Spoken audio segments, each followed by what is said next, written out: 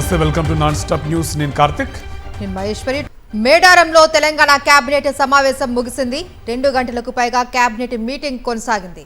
Municipal ఎన్నికలకు మంత్రివర్గం green signal ఇచ్చింది. ఫిబ్రవరిలో మున్సిపల్ ఎన్నికలు నిర్వహించాలి అని నిర్ణయించింది. జిల్లాల పునర్వ్యవస్థీకరణ కోసం రిటైర్డ్ జడ్జితో కమిటీ వేయాలి అని నిర్ణయం తీసుకుంది. పొట్లపూరు ఎత్తుపోతల పథకానికి కేబినెట్ ఆమోదం తెలిపింది. మేడారంలో శాశ్వత భవనాల నిర్మాణానికి ఓకే చెప్పింది.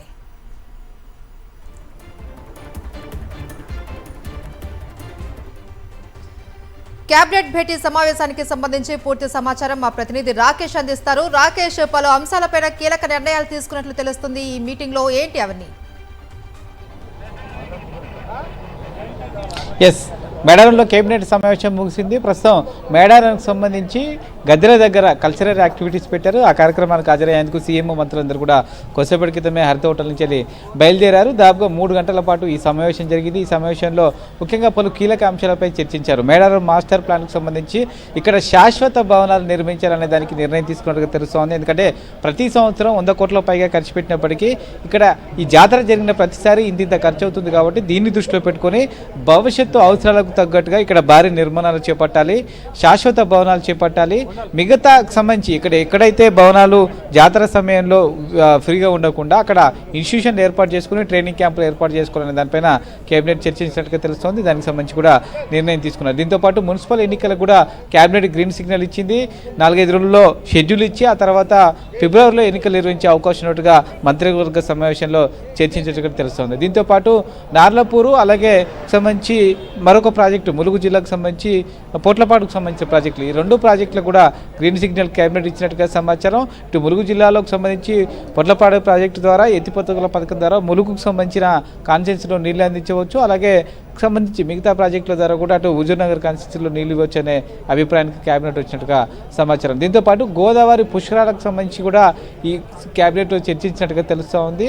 గోదావరి పుష్కరాలకి ఈసారి భారీ ఏర్పాటు చేయాలని ప్రభుత్వం భావిస్తూ ఉంది. ఇప్పటి నుంచే దానికి సంబంధించిన ప్రణాళికలు సిద్ధం చేసుకుని ఈ సమ్మర్లో దానికి సంబంధించిన యాక్టివిటీస్ చేయాలనే ఉద్దేశంతో ప్రభుత్వం భావిస్తూ ఉంది. దేశవ్యాప్తంగా ఒక చర్చ ఉండే విధంగా ఈ పుష్కరాలకు ఒక ప్రాధాన్యత ఉండే విధంగా కూడా ఆ తరహా మాస్టర్ ప్లాన్ సిద్ధం చేస్తూ అన్ని ఉమ్మడి జిల్లాల్లో కూడా ఎక్కడెక్కడైతే గోదావరికి సంబంధించి టచ్ చేస్తూ వస్తుందో ఆయా ఉమ్మడి జిల్లాల్లో ఏదైనా ఒక సెంట్రల్ పాయింట్ చేసుకుని అక్కడ డెవలప్మెంట్ యాక్టివిటీ చేసి అక్కడే ఈ పుష్కరాలు జరిగే విధంగా కూడా ఏర్పాటు చేయాలని కేబినెట్ నిర్ణయం తీసుకున్నట్టుగా తెలుస్తోంది. దీంతోపాటు ఈ జిల్లాల పునర్వ్యవస్థీకరణకు సంబంధించి జిల్లాల సరిహద్దులు మార్చాలని ఇప్పటికే ప్రభుత్వం భావిస్తున్న నేపథ్యంలో దానికి శాస్త్రీయ భద్రత కల్పించేందుకు ఒక రిటైర్డ్ జడ్జితో కమిషన్ వేయాలని గతంలో నిర్ణయం తీసుకున్నారు. దానికి అనుగుణంగా కేబినెట్ కూడా ఆమోదం తెలిపింది. 1-2 రోజుల్లోనే ఆ కమిషన్ కూడా నియమించే అవకాశం ఉన్నట్టు తెలుస్తోంది. మిగతా మరికొన్ని అంశాలపై చర్చించిన సమాచారం. ప్రస్తుతం కల్చరల్ యాక్టివిటీకి మంత్రులు సీఎం వెళ్ళిన నేపథ్యంలో అది ముగిసిన తర్వాత ఇక్కడికి వచ్చి మంత్రులు మొత్తం కేబినెట్కు సంబంధించి నిర్ణయాలను ప్రకటించే అవకాశం అయితే కనిపిస్తుంది. Right, thank you Rakesh.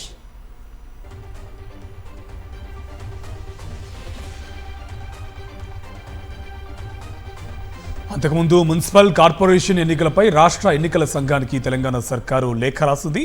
ప్రభుత్వ తరపున ఎన్నికల నిర్వహణకు లేఖలో గ్రీన్ సిగ్నల్ ఇచ్చింది ప్రభుత్వం.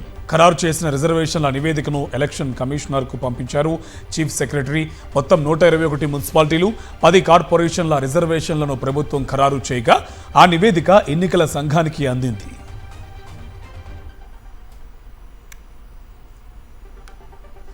సింగరేణి టెండర్లలో అవినీతి జరిగింది అంటూ వస్తున్న కథనాలను సీఎం రేవంత్ రెడ్డి ఖండించారు. తమ ప్రభుత్వంలో అవకతవకలకు తావు లేదు అన్నారు. అనుభవం ఉన్న వాళ్ళకే టెండర్లు ఇస్తున్నాము అని తప్పుడు ప్రచారం చేయడం సరికాదు అన్నారు. మీకు ఉన్న పంచాయతీల్లోకి మమ్మల్ని లాగొద్దు అని మంత్రులను బద్నాం చేసే ప్రయత్నం చేయొద్దు అన్నారు సీఎం రేవంత్. ఇలాంటి కథనాలు రాసే ముందు మమ్మల్ని వివరణ అడగాలి అన్నారు సీఎం రేవంత్. ప్రత్యక్షంగా పరోక్షంగా ఈనాడు టెండర్ల గురించి కొన్ని పత్రికలు రాస్తున్నాయి. సింగరేణిలో కొంత కుంభకోణం జరిగింది, బొగ్గంతా మాయమైందని. నేను ఆ పత్రికలకు, ఆ టీవీలకు, ఆ సోషల్ మీడియా వాళ్లకు, ఆ రాజకీయ పార్టీ నాయకులకు నేను చెప్పదలుచుకున్నా, ఈ ప్రభుత్వంలో అవకతవకలకు తావు లేదు. అనవసరమైన ప్రచారాన్ని, తప్పుడు ప్రచారాన్ని కల్పించడం ద్వారా అపోహలు కల్పించి మళ్ళీ శుక్రాచార్యుడు, మారీచుడు, సుబాహుడు బలపడడానికి మీరు ప్రత్యక్షంగానో పరోక్షంగానో సహకారం చేస్తున్నారు. ఏబిఎన్ రాధాకృష్ణలాగా నీచ నికృష్టపు కట్టుకథలు రాసే తత్వం తనది కాదన్నారు డిప్యూటీ సీఎం భట్టి విక్రమార్క. బొగ్గు గనుల వ్యవహారంలో తనపై తప్పుడు రాతలు రాశారని ధ్వజమెత్తారు. తాను తొలి నుంచి కాంగ్రెస్ పార్టీలో వైఎస్ రాజశేఖర రెడ్డితో కలిసి పనిచేశానని చెప్పారు. బహుశా వైఎస్ఆర్పై ఉన్న కోపంతో తనపై ఈ కథనాలు రాసి ఉండొచ్చన్నారు. రాధాకృష్ణ గారు లాగా నేను ఏది పడితే అది మాట్లాడటమో ఏది పడితే అది రాయటమో నేను చేయను. ఎందుకంటే నాకు కొంచెం బాధ్యత, ఒక విధానం కూడా ఉంది. నీచ నికృష్టపు దిగజారిపోయి రాజకీయాల కోసం ఇటువంటి కట్టుకథనాలను సృష్టించటమో లేకపోతే వాటిని స్ప్రెడ్ చేయటం చేసే అంత వీక్ క్యారెక్టర్ కాదు బట్టి విక్రమార్క. టెండర్ ఇప్పుడే పిలిచాము, ఇంకా అసలు ఎవడు పార్టిసిపేట్ చేయలేదు. సీఎం రేవంత్ రెడ్డిపై మాజీ మంత్రి జగదీష్ రెడ్డి ఫైర్ అయ్యారు. కేసీఆర్ ను పాత్ర పెట్టాలి అంటూ రేవంత్ రెడ్డి చేసిన వ్యాఖ్యలపై జగదీష్ రెడ్డి మండిపడ్డారు. ఇలాంటి ప్రగల్భాలే పలికిన చంద్రబాబు తెలుగుదేశం పార్టీ తెలంగాణలో ఏమైందో తెలుసుకోవాలన్నారు. బిడ్డ రేవంత్, నీ బాబు చంద్రబాబు ఇట్నే ప్రగల్భాలు పలికి పత్తా లేకుండా పోయింది తెలంగాణ నుంచి. తెలంగాణలో పాత్ర పెట్టిన ప్రజలు నీ బాబును, నీ పార్టీని. ఎక్కడుంటుంది తెలంగాణ?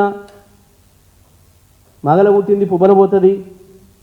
ఇట్లే అహంకారంతోనే అవాళ నేను ఇక్కడ ఉన్న రాష్ట్రంలో పైన కూడా నా ప్రభుత్వం ఉంది, కేంద్రంలో ఏమున్నది? కేసీఆర్ కింద బక్కపలసినోడు, జేబులో రూపాయి లేదు, ఒంటి మీద చిటికాడు కండ లేదు, ఉత్తనే ఉఫ్ఫని ఉత్తా కలలుగన్నాడు నీ బాబు.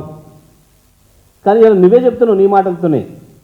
పాతాళ లోకంలో పాత్ర వేసిండ్రు ప్రజలు, తెలంగాణ ప్రజలు. ఈ రెండేళ్లలో చంద్రబాబు ప్రభుత్వం ఏం చేస్తుందని ప్రశ్నించారు బొత్స. హత్య రాజకీయాల్ని ప్రోత్సహిస్తూ రాష్ట్రంలో శాంతి భద్రతలు లేకుండా చేశారని విమర్శించారు. వైపు ఆరోగ్యశ్రీని అటకెక్కించి మరోవైపు రాష్ట్రానికి వచ్చే కొత్త కంపెనీలన్నీ తరిమి కొడుతున్నారని అన్నారు. సల్మాన్ హత్యతో కూటమి ప్రభుత్వ విధానమేంటో దేశం మొత్తానికి అర్థమైందన్నారు బొత్స సత్యనారాయణ. ఏం చంద్రబాబు నాయుడు గారు, అసలు దేశంలో రాష్ట్రంలో శాంతి భద్రతలు ఉన్నాయా? ఊర్లోకి వస్తే వాళ్ళని వచ్చి మర్రలు చేసేస్తారా? అసలు ప్రజాస్వామ్యం ఉందా ఇక్కడ? ఇదేనా చంద్రబాబు నాయుడు పరిపాలన? ఎంత అన్యాయం అయిందన్నా ఆ పాలనలో.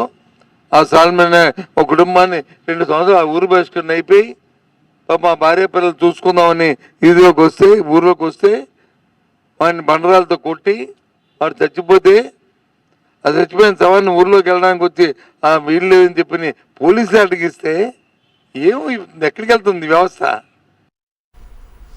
ఏపీ డీజీపీకి వైఎస్ఆర్సీపీ లేఖ రాసింది. అపాయింట్మెంట్ ఇవ్వాలి అని కోరుతూ డీజీపీకి ఎమ్మెల్సీ లేళ్ల అప్పిరెడ్డి లేఖ రాశారు. సాల్మన్ హత్యపై వినతి పత్రం ఇస్తాము అని లేఖలో పేర్కొన్నారు. రాష్ట్రంలో దిగజారిన శాంతి భద్రతలు, దళితులపై దాడులతో పాటు పలు ఇతర అంశాలపై చర్చించేందుకు రేపు సమయం కేటాయించాలి అన్నారు ఎమ్మెల్సీ లేళ్ల అప్పిరెడ్డి. చంద్రబాబు వెండిపోటుకు 30 ఏళ్లు అయ్యిందన్నారు వైఎస్ఆర్సీపీ నాయకురాలు లక్ష్మీ పార్వతి. పాపం పండిన రోజు చంద్రబాబుకు ఏ సొమ్ము మిగిలిందన్నారు. రెడ్ బుక్ రాజ్యాంగం లోకేష్ మెడకే చుట్టుకుంటుందని, మొదట అరెస్ట్ అయ్యేది అతనేనన్నారు. హత్యలు చేస్తున్న ఇలాంటి నీచులను ఎంకరేజ్ చేయొద్దని ప్రధాని మోదీకి లేఖ రాస్తానన్నారు లక్ష్మీ పార్వతి. ఎన్టీఆర్ వర్ధంతి సందర్భంగా నివాళులర్పించిన ఆమె చంద్రబాబు అరాచకాలు గుర్తు చేసుకుంటూ కన్నీళ్లు పెట్టుకున్నారు.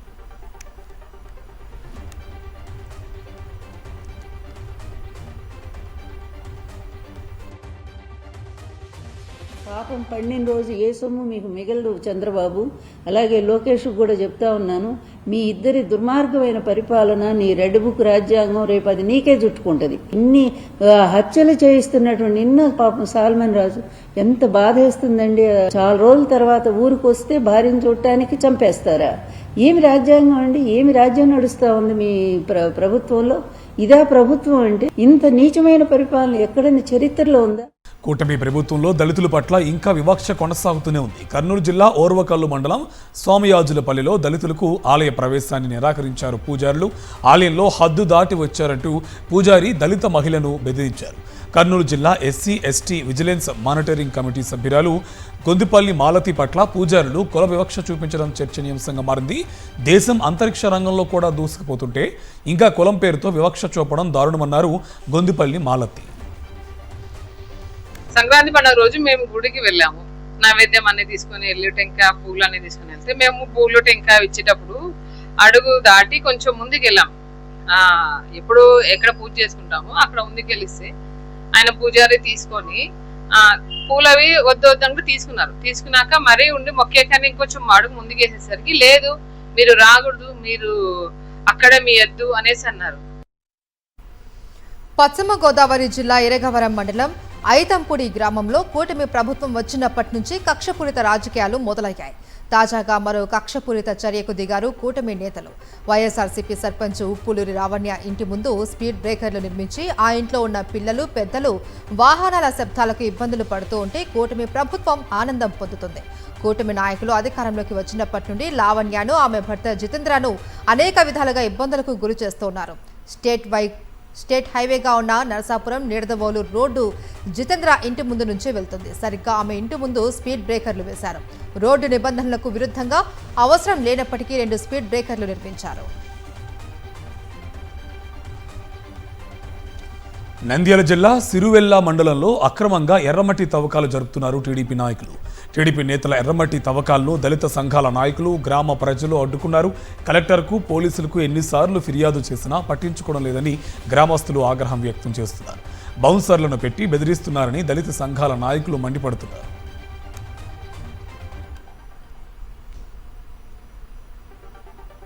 యంత్రాలతో, పెద్ద పెద్ద టిప్పర్లతో మట్టిని తరలించుకుపోతున్నారు. ఇదే విషయాన్ని సిరివల్ల ఎంఆర్ఓ మేడం గారికి, జిల్లా కలెక్టర్ మేడం గారికి అర్జీ ఇవ్వడం జరిగింది.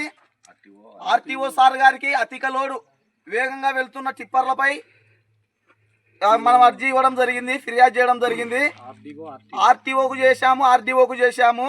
జిఎంజిఓ సార్ దగ్గరికి వెళ్ళమన్నారు, ఆయన దగ్గరికి వెళ్ళాము. ఆయన దగ్గరికి 5-6 సార్లు వెళ్ళి కంప్లైంట్ చేసినా కానీ ఎటువంటి చర్యలు తీసుకోలేదు. హత్య రాజకీయాల్లో కూటమి ప్రభుత్వం దూసుకుపోతుంది అన్నారు మాజీ మంత్రి కారుమూరి నాగేశ్వరరావు. ఒంగోలు వైఎస్ఆర్సీపీ కార్యాలయంలో జరిగిన విస్తృత స్థాయి సమావేశంలో పాల్గొన్న కారుమూరి చంద్రబాబు సాగిస్తున్న అరాచక పాలనను ఎండగట్టారు. సూపర్ 6 అంటూ ఎన్నికలకు ముందు అబద్ధాలు చెప్పి అధికారంలోకి వచ్చిన తర్వాత పాలనను గాలికి వదిలేశారు అని మండిపడ్డారు. మీరు పూర్తిగా దోచుకో పంచుకోనే దాని మీద నిద్రపోయి ఉన్నారు. ఈ కూటమి ప్రభుత్వం వచ్చిన తర్వాత కోడి పందాలు ప్రతి సంవత్సరం అంతా జరుగుతుంది. పేరుకే ఈ పండగ రోజున జరుగుతున్నాయి కొంత. అలాగే ఏదో 3 ముక్కలాటంట, బయట లోపల అంట, ఫలానా టైం నుంచి ఫలానా టైం దాకా జరుగుతుందని చెప్పి వాట్సాప్ గ్రూపుల్లో పెట్టి పిలిపించి ఆడించే పరిస్థితికి వచ్చారంటే అలా ప్రభుత్వం ఉందా అని అడుగుతున్నాను. భోగం మేళాలు అంటారు మా దగ్గర. ఆ మేళాలు నడిపిస్తూ మరి మంత్రులు కూడా వాళ్ళతో డాన్స్ చేసే కార్యక్రమం చేస్తున్నారంటే అసలు ప్రభుత్వం ఉందా అని నేను అడుగుతున్నాను. నర్సీపట్నం జనసేన ఇన్ఛార్జ్ సూర్యచంద్ర వివాదంలో చిక్కుకున్నారు. పెళ్లి చేసుకుంటారని నమ్మించి మోసం చేశాడని ఓ మహిళ నాతవరం పోలీసులకు ఫిర్యాదు చేసింది. సూర్యచంద్రను నమ్మి భర్త నుంచి విడాకులు తీసుకుంది సదరు మహిళ. సూర్యచంద్ర తనను శారీరకంగా లొంగదీసుకొని మోసం చేశాడని ఆరోపిస్తుంది. తనపై, తన కుటుంబ సభ్యులపైన దాడి చేశాడని ఆరోపిస్తుంది.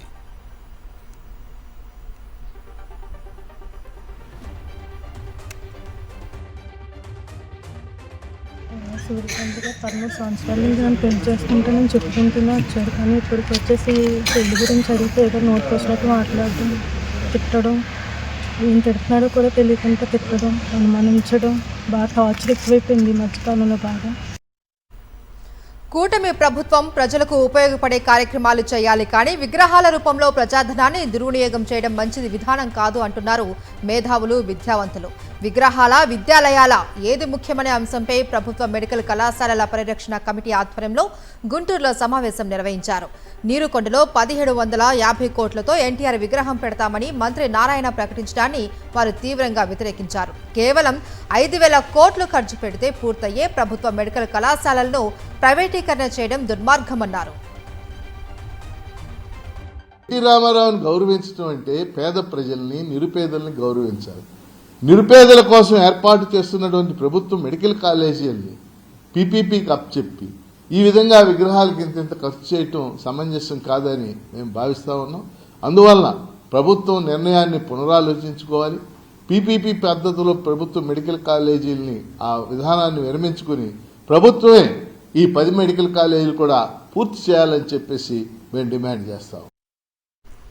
సిపిఐ శతాబ్ది ఉత్సవాల వేళ ఖమ్మం అరుణమయంగా మారిపోయింది. ముగింపు సభలో సీఎం రేవంత్ రెడ్డి పాల్గొని ప్రసంగించారు. కార్పొరేట్ కంపెనీల చేతిలో ప్రధాని మోదీ కీలుబొమ్మగా మారారని సీఎం రేవంత్ విమర్శించారు. మల్టీనేషనల్ కంపెనీలకు పేద హక్కులను దోచిపెడుతున్నారని అన్నారు. దోపిడీ ఆగాలన్నదే కమ్యూనిస్టులు కోరుకుంటున్నారని అన్నారు.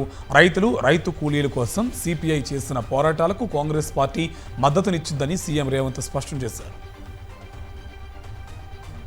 అందుకే ఈనాడు నరేంద్ర మోడీ గారు ఈనాడు కార్పొరేట్ కంపెనీల చేతిలో కీలు బొమ్మగా మారి జాతీయ ఉపాధి హామీ చట్టాన్ని రద్దు చేసి మళ్ళీ మల్టీనేషనల్ కంపెనీలకు మన హక్కులను తాకట్టు పెట్టే ప్రయత్నం చేస్తున్నాడు. అందుకే మిత్రులారా, ఈనాడు దేశంలో మొదటి స్వతంత్ర ఉద్యమంలో బ్రిటిషర్స్ని ఈ దేశం నుంచి తరిమినాం. దానితోని మనకు స్వేచ్ఛ వచ్చినట్టు కాదు. బీజేపీ ఎంపీ కొండా విశ్వేశ్వరరెడ్డి హాట్ కామెంట్స్ చేశారు. రంగారెడ్డి జిల్లా గ్రామాలను చార్మినార్లో కలపడం ఏంటి అంటూ ఆగ్రహం వ్యక్తం చేశారు. పాత బస్తీలో కరెంటు, నీళ్ల బిల్లులు కడతారా అంటూ కొండా విశ్వేశ్వరరెడ్డి ప్రశ్నించారు. బిల్లు కట్టని వారితో రంగారెడ్డి ప్రజలను ఎందుకు కలుపుతున్నారు అని ప్రశ్నించారు. జిల్లాను ఎంఐఎంకు అప్పజెప్పాలి అనే కుట్ర సాగుతుంది అన్నారు కొండా విశ్వేశ్వరరెడ్డి. కరెంటు బిల్లు వసూలు చేస్తుంది పోతే తన్ని ఎల్లగొడుతుండ్రు. అక్కడ ఎమ్మెల్యేలు అంటారు, ఎంఐఎం ఎమ్మెల్యేలు ఏమంటారంటే, అగర్ కోయి ఆప్కే ఘర్ ఆయే తో ముజాఫిర్, మన ప్రభుత్వ అధికారులు ఎవరైనా మీ ఇంటికి వచ్చి పన్నుల కొరకన్నా బిడ్ల కొరకన్నా అడిగితే ఉస్కు హక్కాలు దేంగే, నికాల్ దేంగే, డకాల్ దేంగే అన్నారు ఎంఐఎం ఎమ్మెల్యేలు.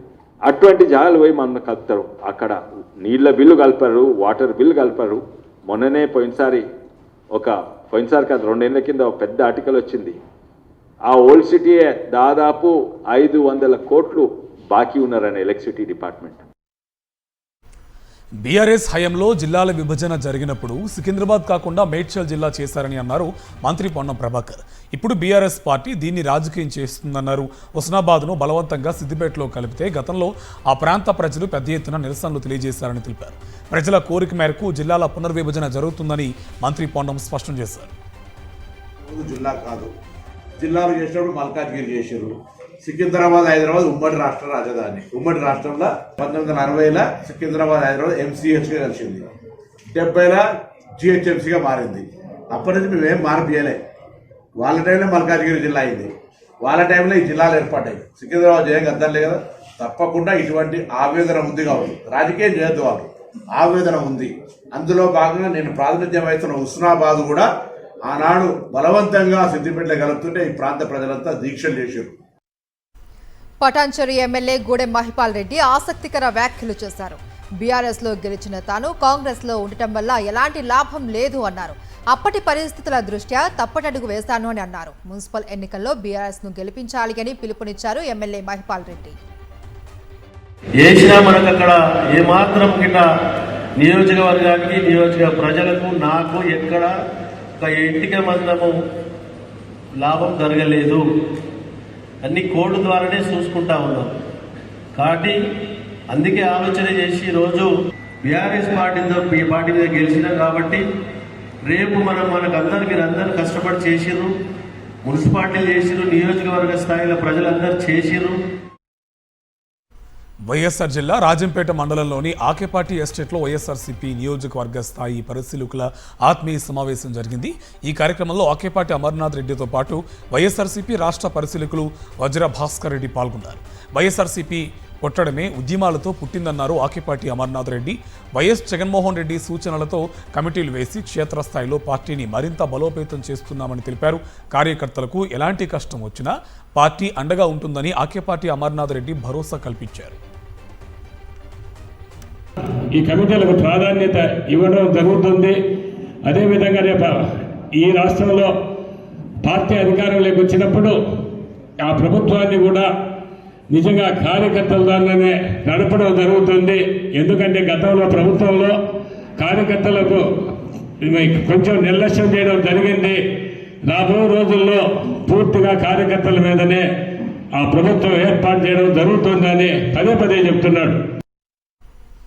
అన్నమయ్య జిల్లా కేవీపల్లి మండలంలో విషాదం నెలకొంది. 2 యువకులు అనుమానాస్పదంగా మృతి చెందారు. శనివారం మద్యం సేవించారు యువకులు. మద్యం తాగిన 6గురిని పీలేరు ప్రభుత్వ ఆసుపత్రికి తరలించే లోపే 2 యువకులు మృతి చెందారు. మృతులు మణికుమార్, పుష్పరాజ్ బెంగళూరులో సాఫ్ట్వేర్ ఉద్యోగులుగా పనిచేస్తున్నారు. 2 మృతికి మద్యమే కారణమని స్థానికులు, బంధువులు ఆరోపిస్తున్నారు. మృతులు మణికుమార్, పుష్పరాజ్ మద్యం సేవించిన ప్రాంతంలో ఉన్న ఖాళీ బీర్ టిప్లను ఎక్సైజ్ అధికారులు స్వాధీనం చేసుకోవడంతో పలు అనుమానాలకు తావిస్తుంది.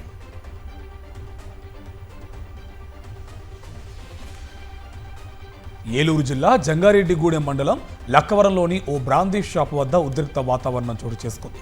ఎంఆర్పీ రేటు కంటే 10 రూపాయలు ఎక్కువగా అమ్ముతున్నారని ఆరోపిస్తూ మందుబాబులు ధర్నా దిగారు. పైగా బాటిల్స్పై అనధికార స్టిక్కర్లు వేసి అధిక ధరకు విక్రయిస్తున్నారని మండిపడుతున్నారు. విషయం తెలుసుకున్న ఎక్సైజ్ శాఖ అధికారులు వారికి నచ్చచెప్పడంతో వివాదం సద్దుమణిగింది.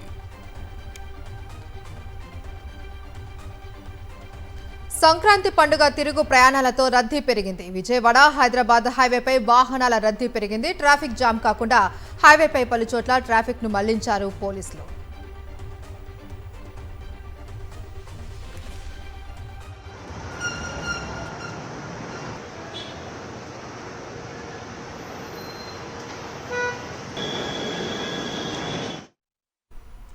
నెల్లూరు జిల్లాలో విషాదం చోటు చేసుకుంది. కోట శ్రీనివాస సత్రం వద్ద సముద్ర స్నానానికి వెళ్లి 4 గల్లంతయ్యారు. వీరిలో 2 మృత్యువాత పడగా మరో 2 కోసం గాలింపు చర్యలు కొనసాగుతున్నాయి. మృతులు మున్నా వినయ్గా పోలీసులు గుర్తించారు.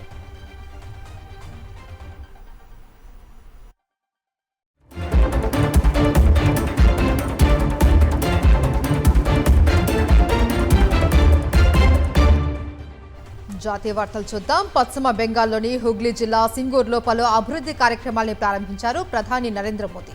దాదాపు 830 కోట్ల రూపాయల విలువైన ప్రాజెక్టుల్లో కొన్నింటిని జెండా ఊపి ప్రారంభించగా మరికొన్నింటికి శంకుస్థాపనలు చేశారు. ప్రధాని శంకుస్థాపన చేసిన ప్రాజెక్టుల్లో బాలాగఢ్లోని inland water transport terminal, road over బ్రిడ్జ్తో పాటు పోర్ట్ గేట్ వ్యవస్థ ఏర్పాటు లాంటి కీలక ప్రాజెక్టులు ఉన్నాయి. జైరాంబటి, బరో గోపీనాథ్పూర్, మైరాపూర్ ప్రాంతాలని కలుపుతూ ఏర్పాటైన కొత్త రైలు మార్గాన్ని కూడా ప్రధానమంత్రి ప్రారంభించారు.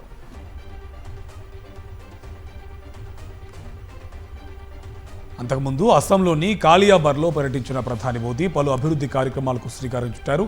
ఆ తర్వాత జరిగిన బహిరంగ సభలో కాంగ్రెస్ టార్గెట్గా విమర్శలు గుప్పించారు. కాంగ్రెస్ ప్రజల నమ్మకాన్ని కోల్పోయిందన్నారు ప్రధాని మోదీ. చొరబాటుదారులకు కాంగ్రెస్ రెడ్ కార్పెట్ పరిచిందని ఆరోపించారు. కాంగ్రెస్, దాని మిత్రపక్షాలు చొరబాటుదారులను ప్రోత్సహించారన్న ప్రధాని అక్రమ వలసదారులు భారత భద్రతకు అతిపెద్ద ముప్పు అని తెలిపారు. జమ్మూ కాశ్మీర్లో మరోసారి ఉగ్రవాదుల వేట మొదలైంది. సింగ్పుర ప్రాంతంలో 3 ఉగ్రవాదులు దాక్కున్నారు అనే పక్కా సమాచారంతో భద్రతా బలగాలు అప్రమత్తమయ్యాయి. స్థానిక పోలీసుల సహకారంతో సెర్చ్ ఆపరేషన్ మొదలుపెట్టాయి. ఈ జాయింట్ ఆపరేషన్లో 2 వర్గాల మధ్య కాల్పులు జరిగాయి. కొంతమంది స్థానికుల్ని సురక్షిత ప్రాంతాలకు తరలించాయి భద్రతా బలగాలు. లక్నోలో ఓ ఇండిగో విమానం అత్యవసరంగా ల్యాండ్ అయింది. ఢిల్లీ నుంచి బెంగాల్ వెళ్తున్న ఇండిగో విమానానికి బాంబు బెదిరింపు వచ్చింది. విమానం గాలిలో ఉన్న సమయంలో బాంబు ఉందంటూ రాసిన ఓ టిష్యూ పేపర్ను టాయిలెట్లో గుర్తించారు. వెంటనే అప్రమత్తమైన సిబ్బంది పైలట్కు సమాచారం ఇచ్చారు. దీంతో అత్యవసరంగా విమానాన్ని లక్నోలో ల్యాండ్ చేశారు. ఈ విమానంలో 238 మంది ప్రయాణికులు ఉన్నారు. రేపటితో శబరిమలలో అయ్యప్ప స్వామి దర్శనాలు ముగియనున్నాయి. మకరవేళకు ఉత్సవం ముగింపు దశకు చేరడంతో రేపు రాత్రి 10 గంటల తర్వాత భక్తులను ఆలయంలోకి అనుమతించారు. సాయంత్రం 6 గంటలలోపు పంబా చేరుకున్న భక్తులకు దర్శనం కోసం సన్నిధానం వెళ్లడానికి అనుమతిస్తారు. ఈ ఏడాది శబరిమలకు రికార్డు సంఖ్యలో ఇప్పటి వరకు 52 లక్షల మంది భక్తులు తరలివచ్చారు. 435 కోట్ల రూపాయల ఆదాయం వచ్చింది. మౌని అమావాస్య సందర్భంగా ఉత్తరప్రదేశ్లోని ప్రయాగ్రాజ్కు భక్తులు పోటెత్తారు. త్రివేణి సంగమం దగ్గర పుణ్య స్నానాలు ఆచరిస్తున్నారు. ప్రయాగ్రాజ్ పరిసరాలు భక్తజనంతో సందడిగా మారాయి. భక్తులపై హెలికాప్టర్లో పూలవర్షం కురిపించారు అధికారులు. తెల్లవారుజాము నుంచి త్రివేణి సంగమంలో 1.3 కోట్లకు పైగా భక్తులు పుణ్య స్నానాలు ఆచరించినట్టు చెప్తున్నారు. మాఘమేళా పవిత్ర స్నానాల కోసం మొత్తం 12,100 అడుగుల పొడవైన స్నానపు ఘాట్లను నిర్మించారు. భక్తుల రాకతో త్రివేణి సంగమం ఆధ్యాత్మిక శోభను సంతరించుకుంది.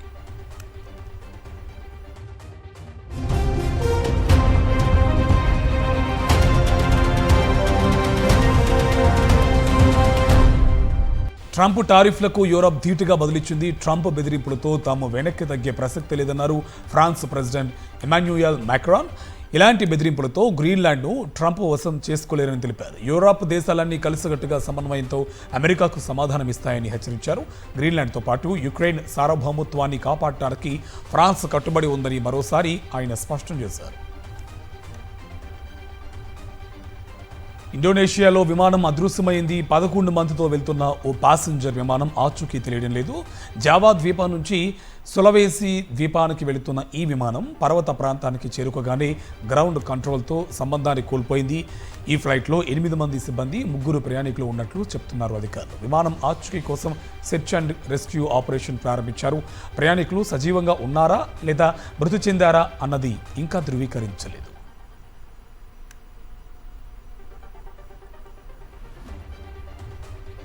ప్రపంచంలోనే అతిపెద్ద నీలమణి ఆకట్టుకుంటుంది. అత్యంత అరుదైనదిగా చెబుతున్న ఈ నీలాన్ని శ్రీలంక రాజధాని కొలంబోలో శనివారం తొలిసారి ప్రదర్శనకు ఉంచారు. ఇది ఏకంగా 3536 క్యారెట్ల బరువు ఉందని చెబుతున్నారు. అంటే 700 గ్రాములు. దీనికి స్టార్ ఆఫ్ ప్యూర్ ల్యాండ్ అని నామకరణం చేశారు. ఇది నకిలీది కాదు అని, అసలు సిసలైన నీలమణి అని ధృవీకరించింది జెమలాజికల్ ఇన్స్టిట్యూట్ ఆఫ్ అమెరికా. అంతేకాదు ప్రపంచంలోనే అతిపెద్ద సహజ నీలం కూడా ఇదే అని తెలిపింది.